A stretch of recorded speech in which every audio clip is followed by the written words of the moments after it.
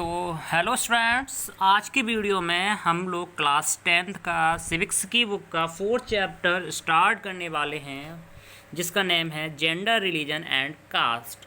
तो बच्चों, आज हम लोग इस चैप्टर में जेंडर, रिलीजन और कास्ट के बारे में स्टडी करेंगे और इनके क्या पॉलिटिक्स पर क्या इम्पैक्ट है उसके बारे में भी हम लोग जानेंगे।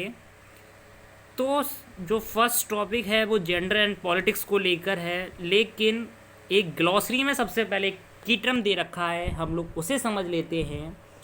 जो कि दे रखा है सेक्सुअल डिवीजन ऑफ लेबर क्या होता है।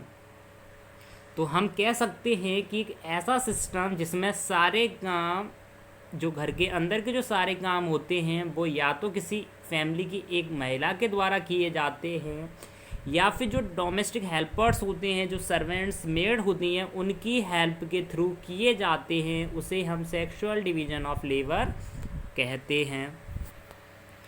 तो इसके बाद हम लोग देखते हैं कि जो पब्लिक प्राइवेट डिवीज़न कैसे है। तो ये हम लोग अगर हम बात करें जैसे कि बॉयज़ एंड गर्ल्स की, जिन्हें ये समझा जाता है कि जो मेन रेस्पॉन्सिबिलिटी होती है महिला की, वो केवल घर के कामों के लिए होती है और बच्चों को लाने या फिर छोड़ने, स्कूल से लाने या छोड़ने के लिए होती है। तो ये माना जाता है, ऐसा विश्वास किया जाता है कि जो वुमेन्स होती हैं वो, उनकी जो मेन रेस्पॉन्सिबिलिटी होती है वो घर का काम करना और बच्चों की देखभाल करना होती है। तो अगर हम लोग बात करें तो ये चीज़ किस चीज़ को रिफ्लेक्ट करता है, तो ये ज़्यादातर फैमिलीज में ये सेक्सुअल डिवीजन ऑफ लेबर को रिफ्लेक्ट करता है। कैसे, उसके बारे में बात कर लेते हैं। ये इसके बारे में हम लोग पहले ही बात कर चुके हैं कि क्या होता है सेक्सुअल डिवीजन ऑफ लेबर। जैसे जो महिलाएं होती हैं, जो वुमेन होती हैं, वो घर के अंदर का जो काम करती हैं, जैसे कि कुकिंग है, कुकिंग और क्या काम करती हैं, क्लीनिंग, वॉशिंग क्लॉथ्स, टेलरिंग, और उसके बाद बच्चों की देखभाल करती हैं, एक्सेट्रा। और जबकि अगर हम लोग मैन की बात करें तो मैन क्या करते हैं, घर के बाहर का भी जितना काम होता है वो सब कौन करती है, मैन करते हैं। ठीक है। और जो मैन होते हैं वो घर के अंदर का काम नहीं कर सकते हैं या फिर वो घर का काम नहीं कर पाते हैं। वो ये सोचते हैं कि घर का काम केवल महिलाओं के लिए है। ठीक है। जब इन्हीं जॉब्स की जब सैलरी दी जाती है, जब इन्हीं नौकरियों का जब पैसा दिया जाता है, तो फिर जो मैन होते हैं वो इन काम को करने के लिए तैयार हो जाते हैं। जैसे कि आपने देखा होगा जो टेलर्स हैं, आपको जेंट्स मिलेंगे, क्यों मिलेंगे, क्योंकि उन्हें उस काम के पैसे मिलते हैं। या फिर कुक्स होटल में देखे होंगे, कौन मिलेंगे, मैन मिलेंगे, क्योंकि उन्हें उस काम के क्या मिलते हैं, पैसे। और इसी तरह हम लोग सिमिलरली सामने अगर हम लोग बात करें तो क्या है कि जो वुमेन हैं घर के बाहर का काम महिलाएं नहीं करती हैं। जैसे कि विलेज में बात कर लें तो जो वुमेन होती हैं वाटर लेके आती हैं, ईंधन इकट्ठा करती हैं, पहले करती थी, खैर अब तो खैर पक्के मकान बन गए हैं, गैस का यूज करती हैं, लेकिन पहले क्या करती थी, लकड़ियाँ इकट्ठा करती थी, लकड़ी को, और उसके साथ साथ खेतों में भी काम करती थी।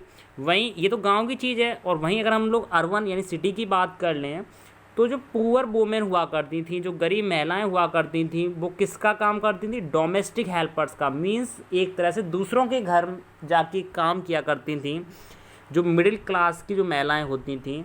जबकि जो मिडिल क्लास की जो वुमेन होती थी, वो मतलब जो गरीब महिलाएं होती थी वो मिडिल क्लास वाली घरों में जाके डोमेस्टिक हेल्पर्स का वर्क करती थी। और जो मिडिल क्लास की जो वुमेन होती थी वो कहाँ जाके वर्क करती थी, ऑफिसेज में। तो इनफैक्ट हम ऐसा भी कह सकते हैं कि जो वुमेन की जो मेजॉरिटी होती है, ठीक है, और उन्हें काम करने के पैसे भी दिए जाते हैं जो डोमेस्टिक लेबर्स होती है, लेकिन कैसे जाते हैं, बहुत कम। और जो उनका काम होता है उसकी कोई भी वैल्यू नहीं होती है और उसे कोई भी रिकॉग्नाइजेशन नहीं करता उस काम का, जिसका रिजल्ट ये होता है कि जो डिवीज़न ऑफ लेबर है, ठीक है, वो ह्यूमैनिटी को मतलब हाफ ह्यूमैनिटी को कंस्टिट्यूट करता है या फिर पब्लिक लाइफ में अपना एक मेन रोल प्ले करता है। जैसे कि हम बात करें पॉलिटिक्स में या फिर जो हमारी सोसाइटीज़ हैं उनमें। पहले क्या हुआ करता था कि जो केवल मैन होते थे केवल उन्हें ही अलाउ किया जाता था कि वे केवल पब्लिक अफेयर्स में पार्टिसिपेट करें, वोट करें और पब्लिक ऑफिसेज के लिए कंटेस्ट करें, ठीक है। लेकिन ग्रेजुअली अगर हम बात करें जेंडर की, तो उसके बाद जेंडर का थोड़ा सा इश्यू क्रिएट हुआ पॉलिटिक्स में। जैसे कि जो वुमेन हैं, जो अलग अलग वर्ल्ड ऑर्गेनाइजेशन के जो अलग अलग डिफरेंट पार्ट से जो महिलाएं हैं, तो वो लोग क्या करते हैं, वो लोग इक्वल राइट्स हैं उनके पास। जैसे कि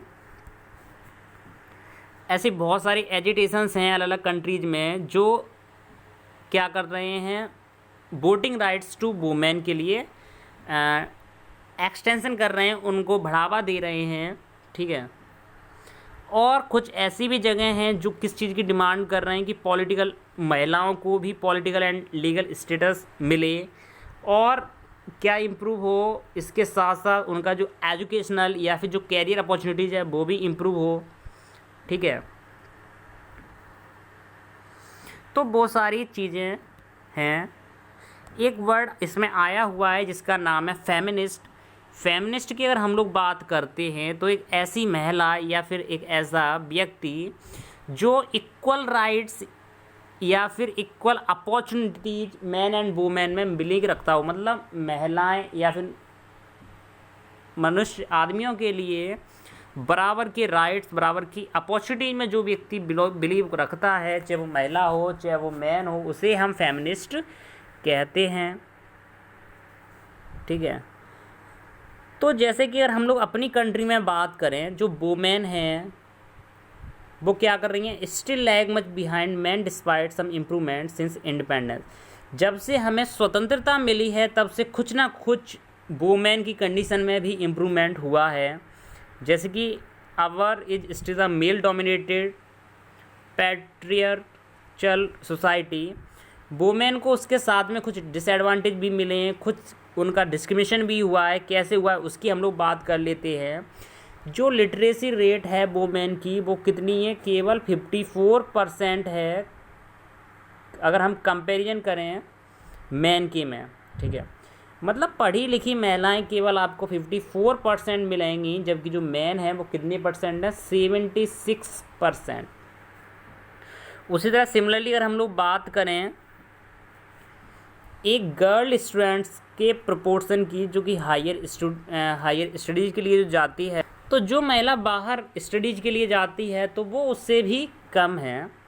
अगर हम लोग स्कूल का रिजल्ट्स भी देखें तो जो गर्ल्स होती हैं वो लड़कों से ज़्यादा अच्छा परफॉर्म करती हैं, मीन्स ज़्यादा अच्छी उनकी परफॉर्मेंस होती है उनके रिपोर्ट कार्ड पर, रिजल्ट्स में। और इफ़ नॉट बेटर, लेकिन खुद जगह अच्छी भी नहीं होती है, खुद जगह क्या होता है कि जो गर्ल्स होती हैं वो स्कूल को ड्रॉप कर देती हैं, छोड़ देती हैं। क्यों छोड़ देती हैं? क्योंकि जो उनके पेरेंट्स होते हैं वो प्रीफर करते हैं कि जो उनका लड़का है उससे हायर एजुकेशन मिले, ठीक है, उससे वो बाहर जाने के लिए प्रीफर करते हैं, जबकि गर्ल्स को वो बाहर नहीं जाने देते हैं। लेकिन अब क्या होने लगा है, खुद जगह ऐसा भी होने लगा है कि जो पेरेंट्स हैं वो अपने सन्स या फिर डॉटर्स के साथ इक्वल ट्रीट करने लगे, इक्वल बिहेव करने लगे। अब वो गर्ल्स को भी बाहर भेजने लगे हैं। उसके बाद अगर हम लोग सेकंड पॉइंट्स की बात करें तो हमें इस बात में कोई भी आश्चर्य नहीं होना चाहिए कि जो प्रोपोर्शन है जो महिलाओं का, ठीक है, वो जो काम करती हैं महिलाएं वो हाईली पेड सैलरी का वर्क करती हैं, ठीक है, लेकिन जो उन जॉब की वैल्यू है वो काफ़ी ज़्यादा कम है। अगर हम एक एवरेज इंडियन वुमेन की बात करें जो 1 घंटे से ज़्यादा काम करती है मैन से भी ज़्यादा, लेकिन उसके बाद भी उसके काम का कोई भी पैसा नहीं मिलता है और उसके काम की कोई भी वैल्यू नहीं होती है। हाँ, सिंपल सा एग्जांपल हाउस वाइफ का ले लेते हैं, हाउस वुमेन का ले लेते हैं, जो सबसे ज़्यादा दिन भर काम करती हैं लेकिन फिर भी उनकी काम की कोई भी वैल्यू नहीं होती है। क्यों नहीं होती? क्योंकि उन्हें उस काम का कोई भी पैसा नहीं मिलता है। थर्ड पॉइंट की बात करें, जो इक्वल रिम्यूनरेशन एक्ट है जो 1976 का, वो हमें प्रोवाइड कराता है कि हम जो मेल हो या फीमेल हो जो इक्वल काम कर रहा है उसे equal wages means equal salary provide कराए। ये कौन सा एक्ट हमें बताता है? ये हमें बताता है इक्वल रिम्यूनरेशन एक्ट 1976। ठीक है, लेकिन फिर भी ज़्यादातर जो एरियाज होती हैं, जो काम करने वाली जो एरियाज होती हैं, चाहे वो स्पोर्ट्स से लेकर सिनेमा तक की बात करें या फैक्ट्री से लेकर फील्ड तक की, तो हर किसी में क्या है कि जो महिलाएं हैं उन्हें मैन से कम सैलरी प्रोवाइड की जाती है, जबकि मैन एंड वुमेन दोनों सेम काम को करते हैं, तब भी महिलाओं को कम पैसा दिया जाता है। और ज़्यादातर भारत के ज़्यादातर जो हिस्सों में क्या होता है कि जो पेरेंट्स होते हैं वो अपने बेटे को हायर स्टडीज़ के लिए प्रीफर करते हैं, और वो क्या करते हैं अपने बेटे की ज़्यादा डिमांड करते हैं इंस्टेड ऑफ गर्ल। अगर उन्हें पता चले कि लड़की है तो वो उसके जन्म से पहले ही उसे उसका अबॉर्शन करवा देते हैं, उसे अबॉर्टेड कर देते हैं।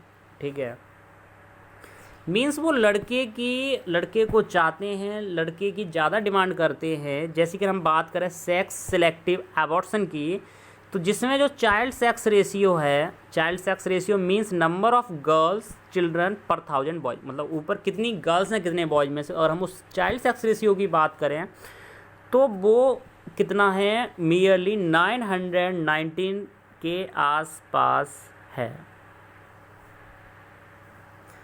ठीक है, तो 1919 में वो कितना था?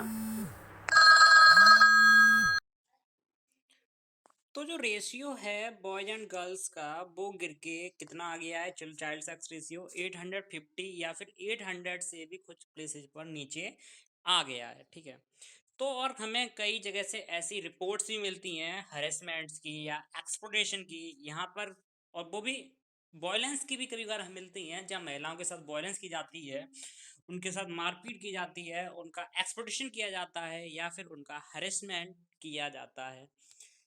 और अगर हम बात करें अर्बन एरियाज की, तो अर्बन एरियाज भी वुमेन के लिए कैसा है, अनसेफ हो चुका है।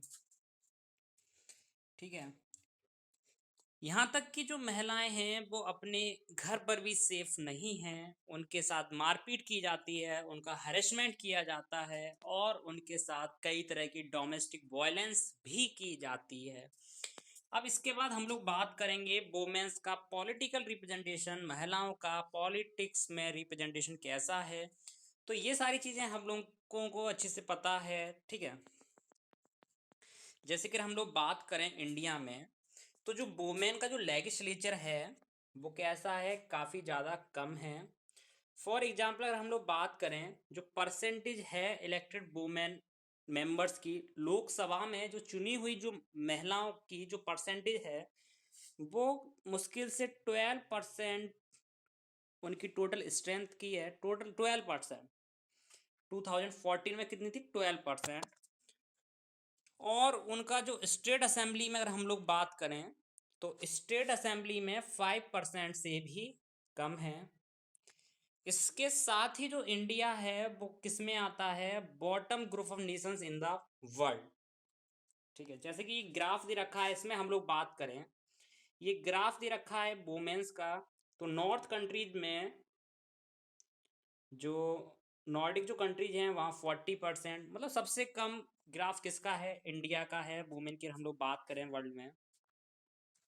तो अपने यहाँ हम लोग बात कर रहे हैं जैसे कि सरकार में, गवर्नमेंट में जो कैबिनेट्स होते हैं उसमें ज़्यादातर आपको मेल लोग मिलेंगे, जबकि जो वुमेन्स होती हैं वो या तो चीफ मिनिस्टर, वो कभी कभार या तो एक चीफ मिनिस्टर या फिर एक प्राइम मिनिस्टर बनती हैं। ठीक है, तो जो गवर्नमेंट्स हैं वो पॉलिटिक्स में आपको बहुत कम मिलेंगी, चाहे वो लोकसभा की सीट्स की हम बात करें तो वहाँ भी जो परसेंटेज है वुमेन का वो भी काफ़ी कम है। तो इसी के साथ हम लोगों ने ऑलमोस्ट हाफ चैप्टर कंप्लीट कर लिया है। जो रिमेनिंग चैप्टर है वो हम लोग अपनी सेकंड वीडियो में कवर करेंगे, ठीक है। तो ये चैप्टर 4 का पार्ट 1 है। पार्ट 2 में हम लोग अपना हाफ चैप्टर कंप्लीट करेंगे। तो तब तक के लिए thank you very much. Stay home, be safe.